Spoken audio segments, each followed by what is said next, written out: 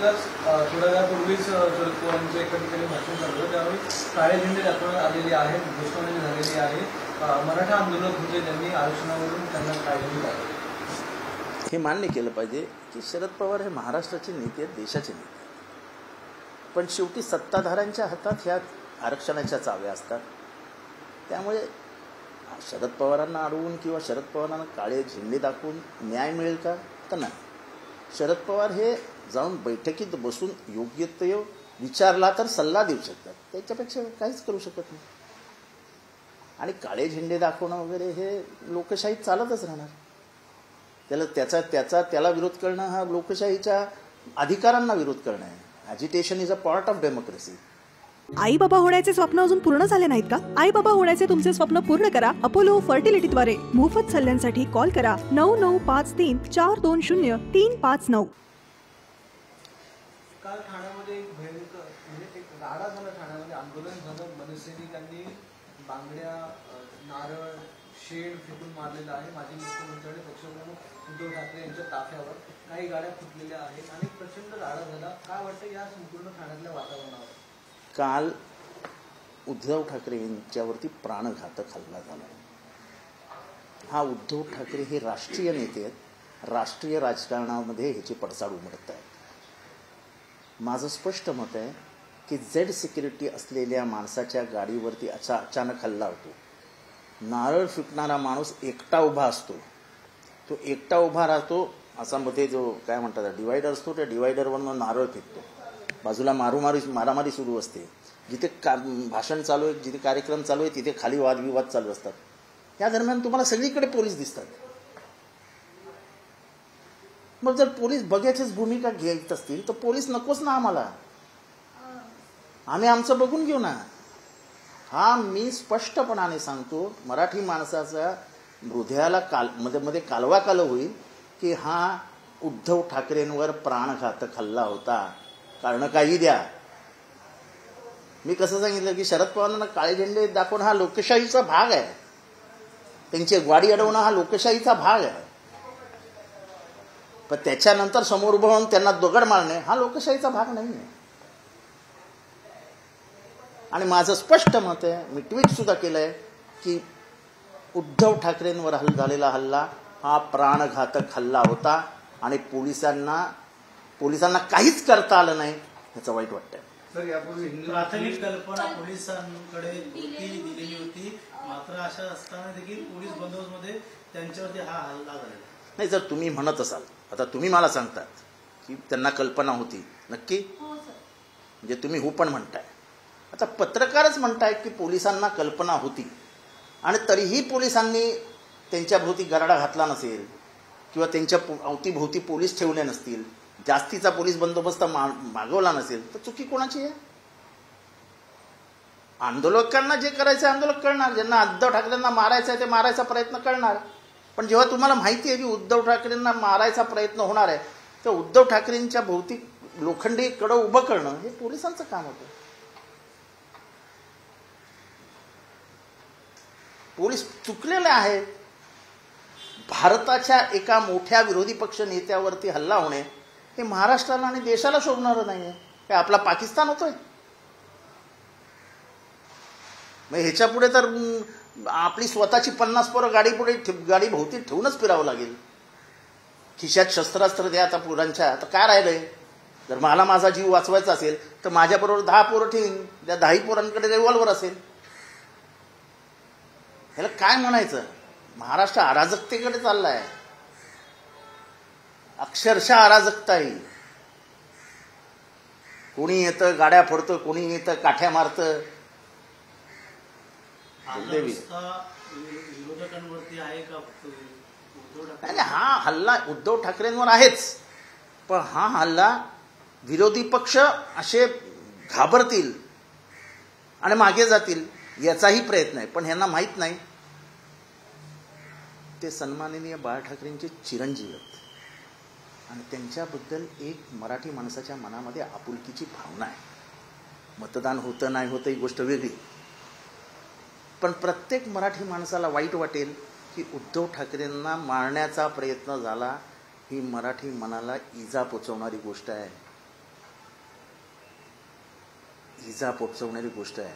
मराठी माणसाने ठाकरे कुटुंबियांवर प्रेम केलंय. आज हे जेव्हा मराठी माणसाला कळतंय ना की त्यांना मारण्याचा प्रयत्न झाला, त्यांचं जेव्हा ऑपरेशन झालं, जेव्हा ते वर्षावरनं बाहेर पडले, जेव्हा त्यांचं सरकार कोसळलं, तेव्हा टी व्हीवर बघताना बायका ढसाढसा रडल्या. इतका आपलेपणा आहे उद्धव ठाकरे. मतदानासाठी बोलत नाही आहे, मतदान हो देतो नो हो, पण जे मराठी माणसाचं प्रेम आहे ना त्या कुटुंबियांवरती, ते प्रेम कोणीच प्राप्त करू शकत नाही आणि कोणीतरी छेदूही शकत नाही. किंबहुना कालचा नारळ हा यांनी स्वतःच्या डोक्यावर फोडून घेतला. मराठी मन हेलावली काल.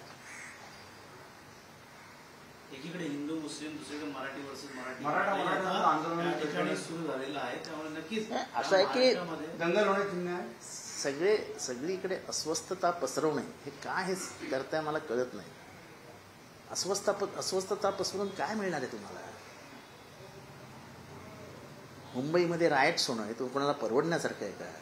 इथला मुंबईतला माणूस 2 दिवस कमवला नाही तो उपाशी मरेल. सुनील तटकरेंनी सांगितले की मी वैफल्यग्रस्त आहे, त्यामुळे पुन्हा मानसिक संतुलन बिघडलंय जितेंद्र आव्हाड यांच्यासाठी म्हणतात. त्यांच्याकडे डॉक्टर असतील तर तपासून जातो तपासायला.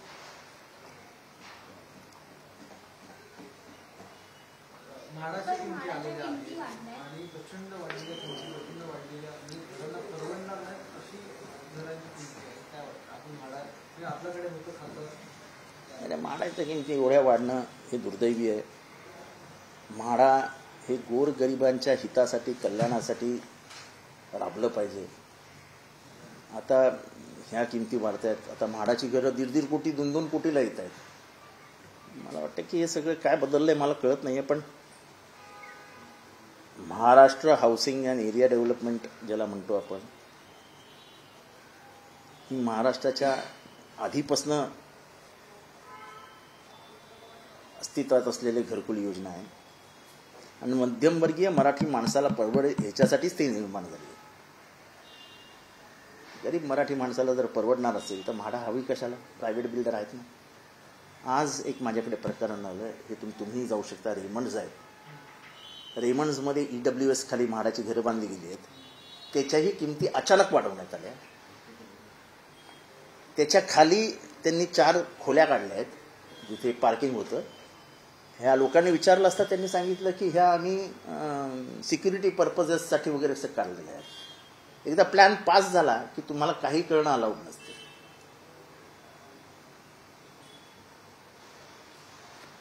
तिथे पाणी नाही, अजून सिवरेजचं लाईन नाही, अजून काहीच केलं नसताना ते सांगतात की तुम्ही ऑक्युपेशन घ्या आणि सह्या करा.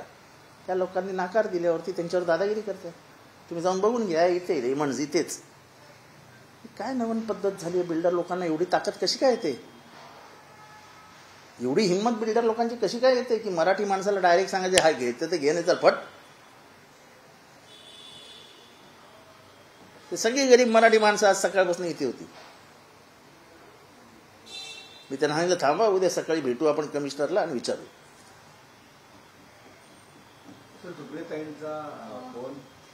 सुप्रियाताईंचा हॅक झालाय, अजून एक 2-3 जणांचे हॅक झालेत.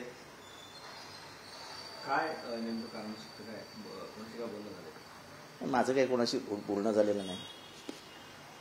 माझाही फोन हॅक झाला होता 6-8 महिन्यापूर्वी आणि त्याच्यातनं माहिती बाहेर काढली जाते. माहिती काही काही आपण सिक्रेट गोष्टी आपल्या मोबाईलमध्ये ठेवत असतो. ह्याच्यापुढे मोबाईल वापरायचा तर तो नोकियाचा 90 असतो ना, तोच वापरावा लागेल. म्हणजे पुढे गेलेली टेक्नॉलॉजी धोकादायक असते हे आता समजायला लागलंय. पण हे हॅक का केलं जात आहे याची कारणं तपासावी लागतील आणि कारणं फक्त राजकीय आहेत. ज्यांनी इस्रायलकडनं आणलेल्या सामुग्री आहेत त्या ज्यांच्याकडे आहेत त्यांना हॅकिंग खूप सोपं आहे. पेगॅससमधनं हॅकिंग एकदम सोपं आहे. आणि पेगॅसस कोणी आणलं होतं मी सांगायला नको. हिंडेनबर्गचा रिपोर्ट आलेला आहे पुन्हा एकदा, आणि हिंडेनबर्गने थेट आरोप केलेला आहे की ज्या सेबीच्या अध्यक्ष आहेत त्यांचाच आर्थिक संबंध अदानी बरोबर होता आहे, आणि गेल्या वेळी देखील त्यांचा असा रिपोर्ट आला होता, त्यावेळी देखील काही कारवाई झाली नव्हती. आता पुन्हा असा रिपोर्ट आला. असं आहे की हिंडेनबर्गचा रिपोर्ट आला आणि त्याच्यामध्ये आलं आहे की सेबीचे जे अध्यक्ष आहेत त्यांच्या पत्नीचे इन्व्हॉल्वमेंट सापडते आणि सेबीच रिपोर्ट देणार, आणि सेबीने क्लिअर रिपोर्ट दिला. आता कुंपणच शेती खात असेल तर तुम्ही काय करू शकता, आणि त्यांना सगळीकडनं संरक्षण असेल तर कोण काय करू शकतं. तुम्ही बोललात तर गोळ्या खायला तयार राहा, आपला पाकिस्तान होत चाललाय. जसं इम्रान खानवर गोळ्या मारल्या गेल्या, बेनिझीर भुत्तोला रस्त्यावर मारली गेली, तिच्या भावावरती गोळीबार झाला. भारत त्या परिस्थितीकडे चालला हळूहळू. मी जे नेहमी सांगतो की त्यांना भारताचा पाकिस्तान करायचा आहे तो हा असा.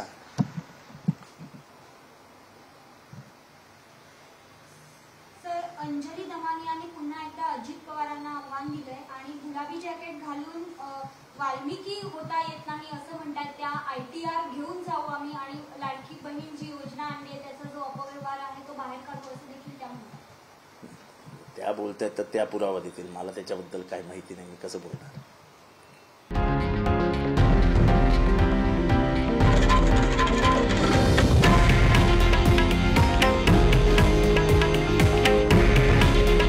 हे आहे देशातील नंबर 1 न्यूज नेटवर्क आणि आपण पाहत आहात TV9 मराठी. काळजी तुमची, हित महाराष्ट्राचं.